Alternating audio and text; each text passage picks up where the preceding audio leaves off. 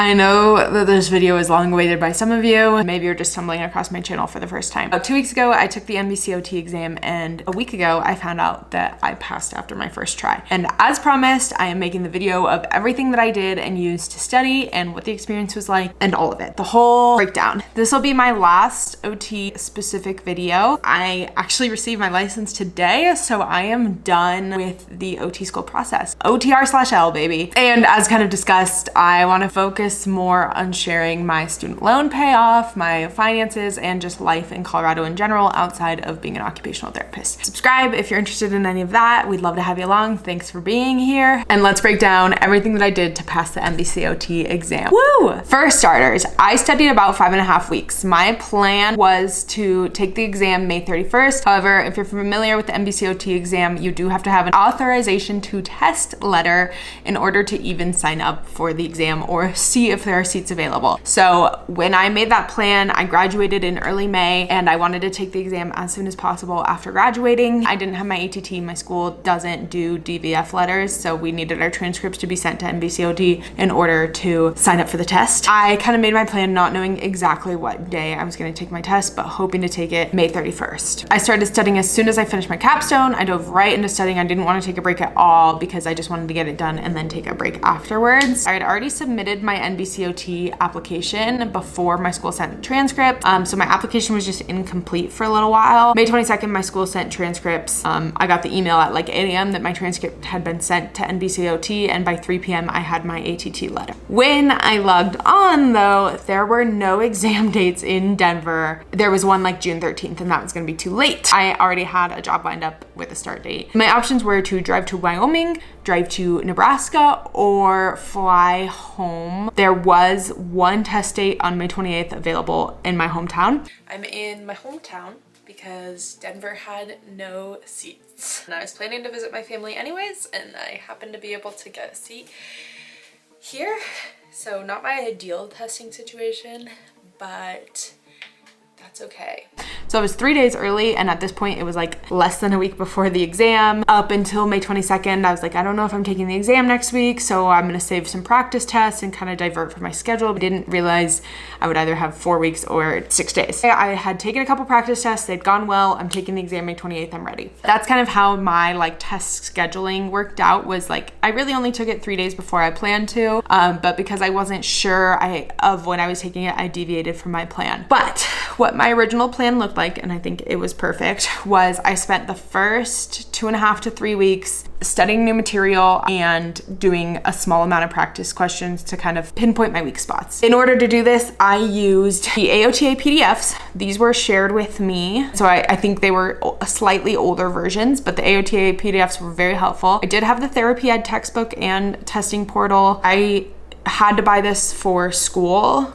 I'll talk about how I feel about it. I used TrueLearn for practice questions, and I had the NBCOT study pack as well as the NBCOT practice test. So a lot of study materials. So my first few weeks, I did 50 to 70 questions on TrueLearn a day in tutor mode where I could see the right answers right after I answered them. I would read 1 to 2 of the PDFs and make flashcards on Anki of the information that I didn't know. And then I would skim about 100 pages of the Therapy Ed textbook and make flashcards on information that I thought was important from the textbook. I tried to keep it really broad because I knew I wasn't gonna know every little fact, but if I thought it was important, I made a flashcard. So Anki's a spaced repetition software, and it spaces out how many times you see the cards in order to learn it. And so I used Anki for my flashcards. If you're familiar with my OT school journey, Anki got me through OT school. And then every single day I did the do cards on Anki. And also on TrueLearn, if I got a question wrong, TrueLearn has a really great explanation of the information included, like what it's testing you on, and also why an answer was right. So I thought it was a really good resource for learning information as well as understanding how to answer questions. So if I got an answer wrong, I would make a flashcard based on the information that I got wrong. I made it so that I got through the AOTA PDFs all in those first couple weeks. So I had technically seen most of the information I was going to be tested on. And then I kind of identified weak areas, which none of them were a surprise to me. I was bad at pediatrics and stages of development. Burns and splinting were not as fresh in my mind because I didn't do any of that on clinicals. And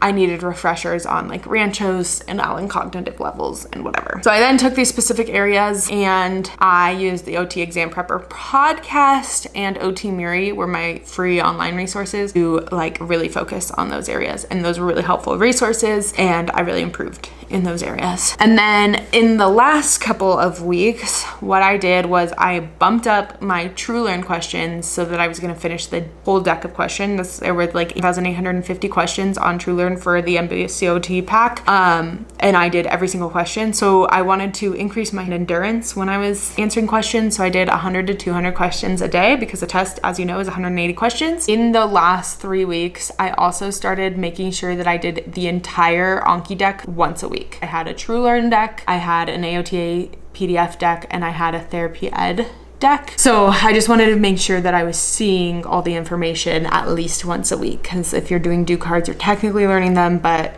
I want to make sure I was seeing them all. And I continued to make flashcards out of information that I was getting wrong. Then I started doing practice tests. So I did my first Therapy Ed practice test 3 weeks into studying. At this point, I had done the NBCOT study pack pre-test. I think I scored like a 430 on that one. And then I did my first Therapy Ed practice test, and I got a 65%, which over 60% per like the Reddit forums is a passing, you're gonna pass. So this was encouraging to me. I continued to study.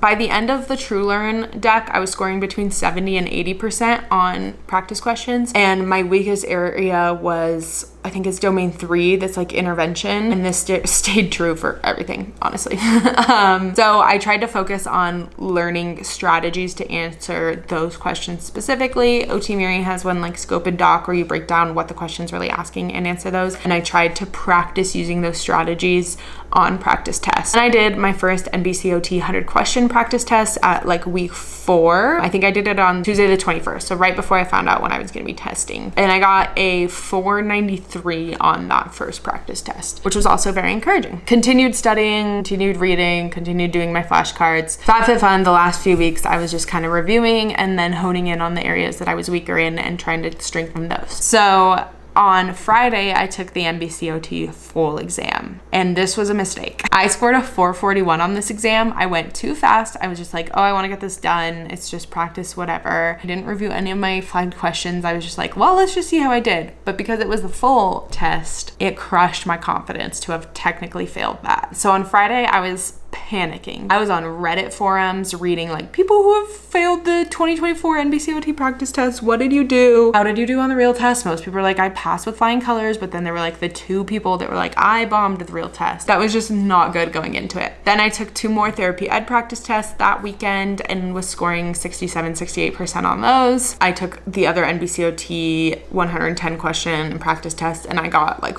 in the 460s on both of those as well. I would recommend spacing out your practice tests. If you don't know when you're taking your exam, give yourself like a 3-week window where you can take the exam in, because it's very likely you'll get a test date in that 3-week window, and then just like space your tests accordingly that way. If you do have to take 2 tests in one day, I don't think it's gonna hurt you, like if you end up at the front end of your 3-week window, but plan to be ready like by the beginning of a window. I think the practice questions were the best for me to study with, but I don't think that doing practice tests is the reason that I passed the exam. I think honestly the TrueLearn practice questions were the most helpful, and in full transparency, they had reached out about partnering, but I just don't support the way that they use content. So I am not affiliated with TrueLearn in any way, shape, or form, but I did use the resource and I thought it was helpful, and I do recommend it. I recommend only the 30-day and try to do all the practice questions in that 30-day. You don't need 6 months of studying for the NBCOT exam. So yeah, that was kind of my study schedule and my overall experience with it. General recommendations, I think practice questions are really important. I think that the Therapy Ed textbook was too dense and too overwhelming for me. I thought the practice tests were really helpful, and it was worth buying for the practice tests alone. I think that practicing stress management would be a little bit more helpful. I am not an anxious tester. Testing anxiety is not something that I've ever had a problem with. I'm actually a really good test taker. I was a mess. I literally cried before the exam out of stress. I haven't even taken the test yet. I handle stress really well, but you never know. So just don't be like me. Practice your testing anxiety strategies, even if you don't have testing anxiety. So it's hard to say that I like regret it, because in the moment it's done. But after I took the test, I 100% thought I failed it. This is me 1 hour after my boards. I honestly don't know how to feel, because everybody says they feel like they failed, And I definitely feel like I failed, but because I have the data that everyone's like, I failed, but I got a 550, I feel like maybe I didn't. Like, there were definitely some I knew, you know? But there were also definitely some I didn't know, and there were a lot where there were 2 right answers, and I'm not the best at narrowing that down. So, hopefully the scaling is in my favor. And so, that's just a normal feeling. You're gonna feel like that. Whatever, people are gonna be like, you're fine. It just sucks. It's just a crappy experience to go through. I was a Googler. I was like, ooh, what is this? Because there were things that popped up on the exam where I was like, I've never seen that word in my life, I swear to God. I Googled afterwards, and there were some that I definitely got wrong, and it's easier to focus on the ones you got wrong than the ones you got right. I felt like those held more weight. Remember that not every question is an actual question. They're testing some of the questions. So that's what I did to convince myself I was okay. With the ones that were like, that was a weird question, I was like, no way was that one actually scored. I think it's important to study. I do think studying helped me a lot, and I think it's important to also just be confident in what you know and trust your gut. You got this. Hang in there. When I went into the exam, I wrote Sandra Garcia OTR on my sheet of paper that they handed me, and I think it just helped calm me a little bit. That might be a helpful calming strategy. I would recommend sitting down and making a plan, and even if it has to change, that's okay, but set a schedule for yourself during your study days, because that's gonna help keep you on track. I like to-do lists. We all know I love a to-do list, so I gave myself specific tasks each day rather than just saying, today you're gonna study pediatrics. I was like, you're gonna read the pediatrics chapter and do the pediatrics AOTA PDF, and you're gonna do all the flashcards associated with peds. That is my NBCOT brain dump. It's your information now. Do what you will with it. Have fun, hang in there. You're gonna be an OT, it's okay. Thank you for watching.